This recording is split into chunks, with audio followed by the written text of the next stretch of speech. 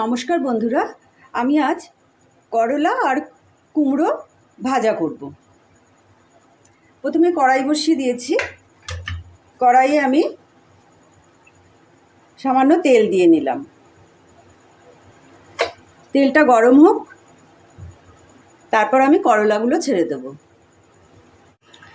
কড়াইয়ে তেল গরম হয়ে গেছে, আমি একটু কালো জিরা ফোড়ন দিয়ে দিলাম। কালো জিরার সুন্দর একটা গন্ধ বেরোলে তখন আমি এই করলাগুলোকে ছেড়ে দেব। সমস্ত করলাগুলোকেই ছেড়ে দিলাম।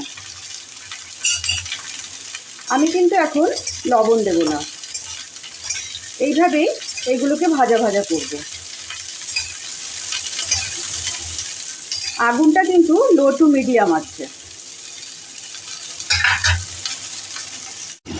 করলাটা দুই একবার নাড়াচাড়ার পর আমি ঢাকনা চাপা দিয়ে দিলাম, তাহলে তাড়াতাড়ি মজে যাবে। কড়াইয়ে ঢাকনাটা খুলে আমি এতে পরিমাণ মতো লবণ দিয়ে দিলাম আর সামান্য একটু হলুদ দিয়ে দিলাম। এটাকে নাড়াচাড়া করে দিলাম। আবার আমি ঢাকনা চাপা দিয়ে দেব।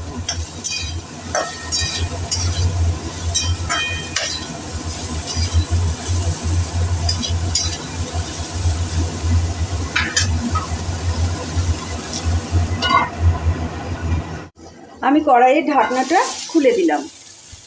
আমাদের করলাটা 50% ভাজা হয়ে এসেছে। যখন 50% ভাজা হয়ে যাবে তখন কিন্তু আমরা কুমড়োটাকে ছেড়ে দেব। এবার কুমড়োটাকে ছেড়ে দিয়ে ঢাকনা দিয়ে চাপা দিয়ে দেব। আর কিন্তু এতে লবণ ব্যবহার করব না। এবার আঁচটাকে একটু কম করে দিয়ে ঢাকনা দিয়ে চাপা দিয়ে দেব। তার কারণ হলো কুমড়োটাকে সেদ্ধ হতে দেব। কড়াইয়ের ঢাকনাটা খুলে এইরকম কিন্তু 2-4 বার করে নাড়াচাড়া করে দিতে হবে, যাতে কুমড়োটা আমাদের সেদ্ধ হয়ে যায়। আশা করি আজকের এই রেসিপিটি ভালো লাগলে অবশ্যই একটা লাইক করবেন, কমেন্ট করে জানাবেন যে কেমন লাগলো। আত্মীয় পরিজন বন্ধুদের সঙ্গে শেয়ার করার অনুরোধ রইল। চ্যানেলে নতুন হলে চ্যানেলটিকে সাবস্ক্রাইব করবেন। আমার এই চ্যানেলে নতুন কোনো রেসিপি দিলে নোটিফিকেশান সবার আগে আপনাদের কাছে পৌঁছে যাবে। এবার আবার আমি ঢাকনা দিয়ে ঢেকে দেব। একটা লাইট কিন্তু আমাকে রান্না করার ক্ষেত্রে অনেকটাই সহযোগিতা করবে। আমাদের করলা আর কুমড়ো ভাজাটা কিন্তু সম্পূর্ণ হয়ে গেছে। কী করে বুঝবেন? যখন নাকি এই করলা থেকে তেল বেরিয়ে আসবে তখন বুঝতে পারবে যে করলাটা আমাদের সম্পূর্ণভাবে হয়ে গেছে, কুমড়োটাও সেদ্ধ হয়ে গেছে। এবার আমরা এটাকে নামিয়ে ফেলব। আমরা একটা বাটি নিয়ে নিয়েছি, বাটিটার মধ্যে নামিয়ে ফেলছি।